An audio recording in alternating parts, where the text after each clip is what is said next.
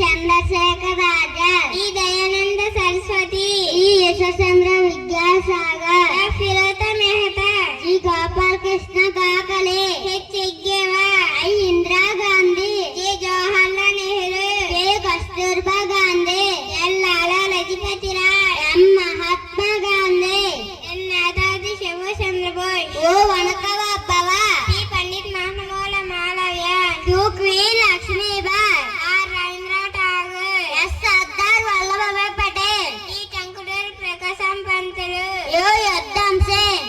వి Vivekananda, W వాటర్వేల్ ఆచార్, X Jivaram, V Vasudev Patel, Y Yunus Meher Ali, Z Zeenat Mahal.